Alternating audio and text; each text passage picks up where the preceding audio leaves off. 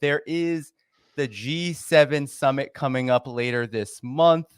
Last month, so it's happening in Japan, and last month there was the foreign ministers meeting of the G7 countries where Biden announced that there would be investment curbs proposed to the G7 against China.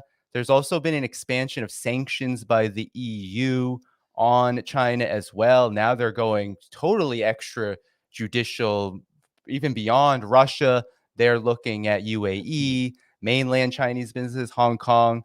And then you also have the fact that there have been some European leaders, Emmanuel Macron, one of them, who have voiced strategic autonomy and independence of the U.S. position on China as something that may be worth looking into. And so I'm wondering, George, what is your take on the divides between the Europe and the U.S.? And do you feel like this show of unity against China is real, or is it fake in some respects? What's your take on that? Well, the G7 is nowadays more like the seven dwarfs in the Snow White story. I won't hang the names of each of the dwarfs around each of the leaders, although I could, but I know that you don't like impoliteness on your show. The G7 is not just meeting in Japan, it's meeting in Hiroshima, which is a brave decision to make, given that Japan was, in the lifetime of many people still alive today, some watching this, and just 9 years before I myself was born, had to be turned into a mushroom cloud.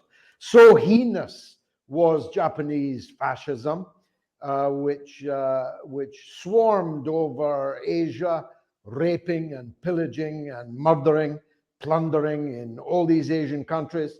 And of course, costing the lives of 20 million Chinese people. The rape of Nanking and all of that is now our new best friend, such that the seven dwarves are meeting there and doing so in Hiroshima. I don't know if they're going to explain what they did, not once, but twice, in August of 1945. That would be pretty tough to explain, I think. But the G7, as you imply, just like the EU, just like NATO, are divided over the issue of China. The NATO spokesman said this very day that NATO is not preparing joint military plans to deal with China. And I quote, "Only some members of the alliance are doing that," which on one level was alarming enough, that NATO should reveal that some members of the alliance are doing so, but also revealing of them that some of them don't want anything to do with that. And Macron signaled that during and after his recent visit to China, which coincided more or less with my own visit to Beijing. And I looked on in wonder at these signs of European independence from the US diktat over China. Time will tell. We'll see what the G7 actually decides. There'll be a lot of hot air, but concrete action might be less concrete than that. So we'll have to see. But the EU is divided, NATO is divided, the G7 is divided. And no wonder. We are talking about countries that in some cases literally have no weapons left in their own armories, no bullets left in their own guns, because they've given them all away to the other war, the one being waged against Russia. We are talking about countries whose economies are completely on the floor. And I've been in several European capitals in the last few weeks, and I'm sorry to tell you, genuinely sorry to tell you, that Europe is falling if it has not already fallen. London has fallen, Paris has fallen, Berlin has fallen, perhaps Berlin most significantly because it is the country that is absolutely pivotal to the conflict with Russia. Perhaps France will be pivotal to the conflict with China, and in a good way. We'll have to wait and see. Yeah, indeed, indeed. And what I think what's incredible about this is you mentioned that Europe is struggling mightily because of its involvement in Ukraine, seemingly at the behest of the United States. Today, I believe in the last 24 hours, Qin Gang, the foreign minister of China, was meeting with Annalena Baerbock, his counterpart in Germany. And there's been a lot of talk. I think I want your opinion on this new word being used by European heads of state officials. They don't want to say decoupling from China. Now they're saying de-risking. And Qinggang had pretty stern words about that in terms of how this insinuates that China is somehow a risk to them, that they pose a national security threat, so to speak. What's your take on this use of the term de-risking that Baerbock was using and others have used in Germany, UK, and others have been using it? Well, it reminded me of the marriage split involving Chris Martin of Coldplay and the actress Gwyneth Paltrow when they said they were consciously uncoupling. It was clumsy and clunky and ludicrously euphemistic. And I'm afraid changing decoupling to de risking is, if anything, even more insulting to China than the word it was replacing or intended to replace. Either way you dice it, dealing with China is the least risky thing you could possibly do with your money and your business. China's economy is vaulting forward. It will have at least 4 times the rate of growth of the United States economy this year, and 5 times the rate of growth of many of the European economies. So, the way I look at it, China's risking something in dealing with them. It's certainly risking something in holding on to as much American debt in the form of bonds and securities, which is now dumping, but is in the dilemma that if you dump them all at once, the price, the bottom falls out the market in terms of price. The Western economies are absolutely dependent on China. If China stopped exporting its products to us, there would be riots on every street in the so-called Western world because all of the things that we need to live, depend on to live, are coming from China. And in the case of the US and other countries too, China holds debt, which if it did dump, would dump our economies. So China holds all the cards. And that's what they're afraid of, you see. They want China on its knees, a China that's standing up and towering, increasingly towering over them, is exactly the China they don't want to see. Yeah, and speaking of cards, it feels like there are several countries in the Asia Pacific region that are playing certain cards with the United States right now. You have the Philippines opening 4 bases to the United States in recent months. You also had recently, of course, the embarrassing visit of President Yoon of South Korea to Washington with the Washington Declaration and sending nuclear subs. And now you have Japan, and particularly in Hiroshima, this G7 summit happening. And there's been talk across the Western media of a trilateral military alliance, the United States, Japan, and South Korea, ostensibly to curb the nuclear threat, quote unquote, with the DPRK. But China has been sounding the alarm saying, oh, well, this is definitely geared towards us. And not least because Japan has been pretty vocal of late, meeting with top officials in NATO, talking about China very hostilely. What do you have to make about this development? Is Japan's role in the G7 simply to satisfy the US's and the collective West's agenda here? against China? Well, let's draw a veil over the karaoke king, president of South Korea. His visit to Washington will forever be remembered by his rendition of American Pie. But the truth is, the people of South Korea don't want war. They don't want to be dragged into war. They don't want hostility towards China. They realize that that would be potentially fatal for them. And of course, they have a certain memory of Japan.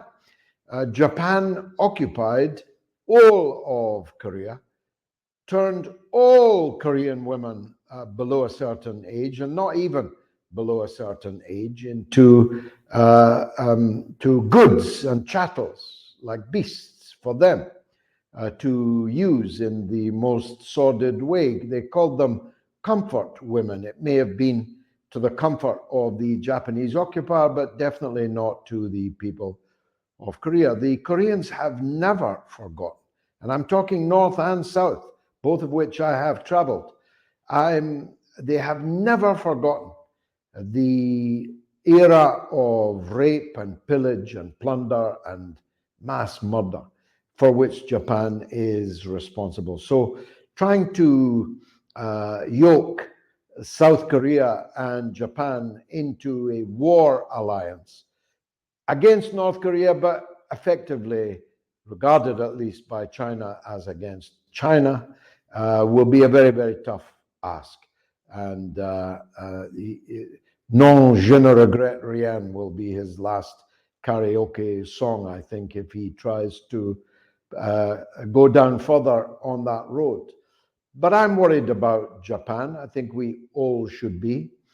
I have to tell you that in my generation, the name of Japan will forever be blackened by their conduct in the Second World War, and not just their conduct against China, but Indonesia to the Philippines, Korea, Singapore, and so on. Their conduct towards Allied prisoners of war, including American prisoners of war.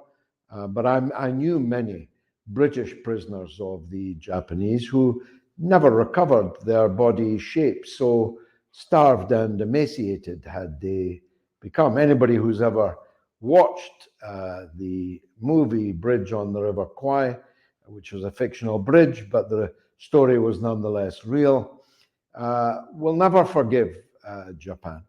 It's like nowadays we're supposed to love the Germans and hate the Russians.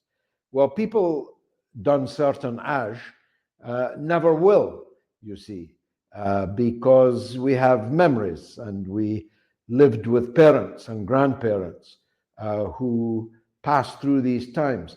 And the same is now true of Japan. We're supposed to love Japan, be glad that it is now once again becoming a military force, even though the occupation rules and conditions for many years were that Japan was not allowed to have a military.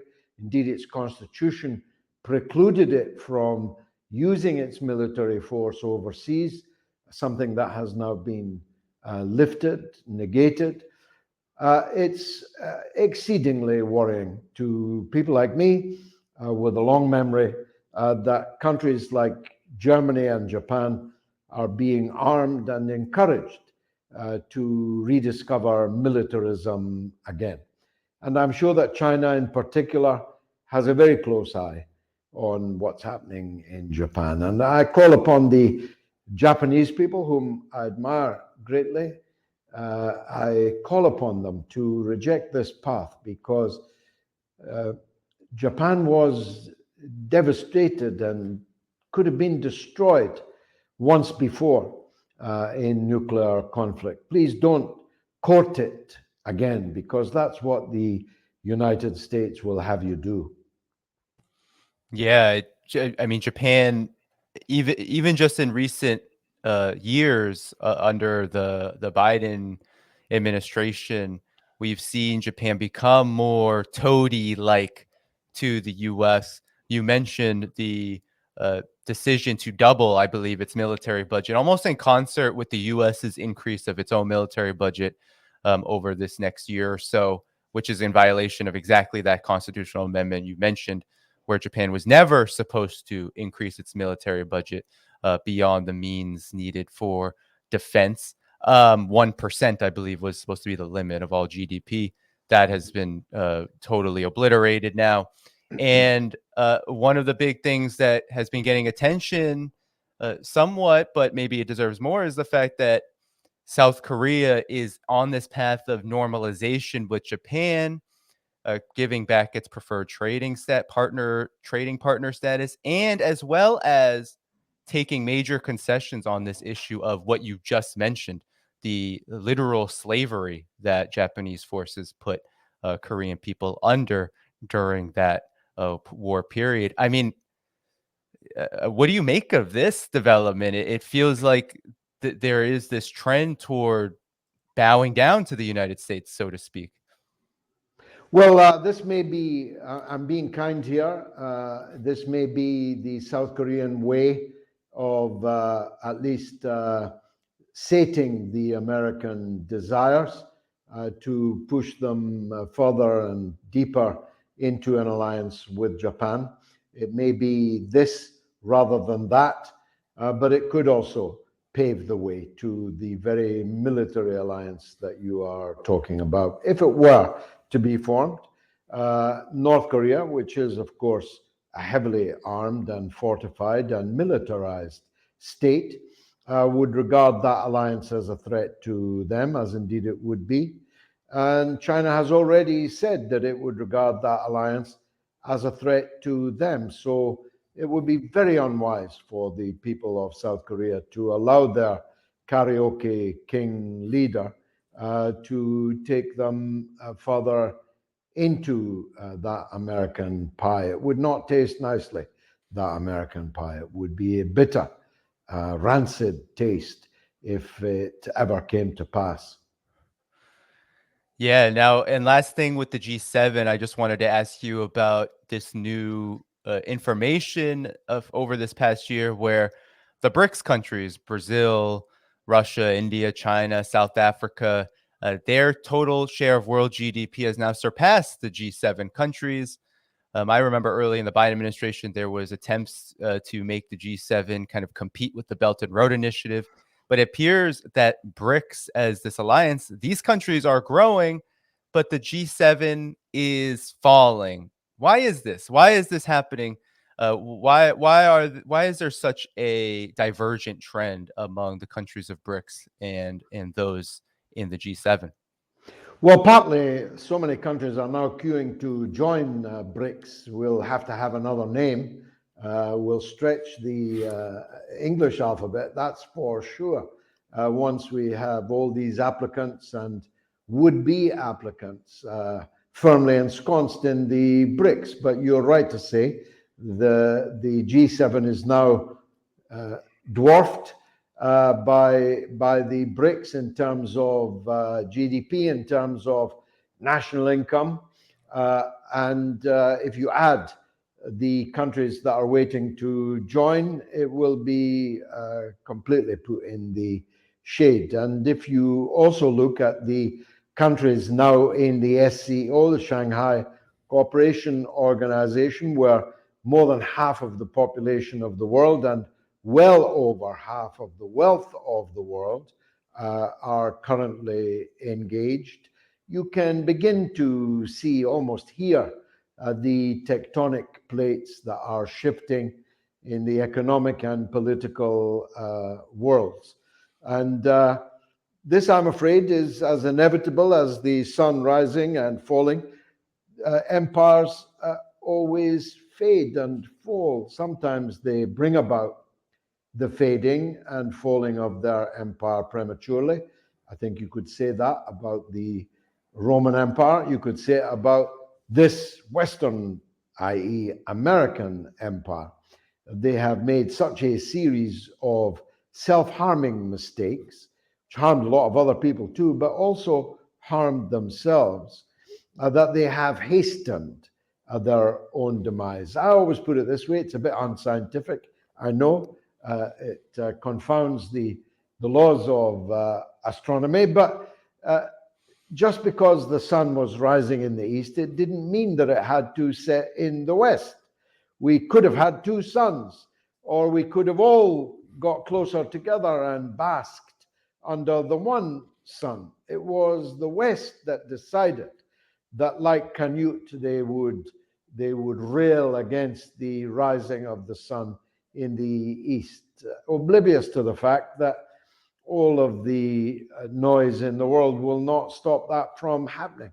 And when you've got India and China together, the two most populous countries in the world, once upon a time, India was hoped by the US to be turned against China, but more and more the differences between India and China are being settled.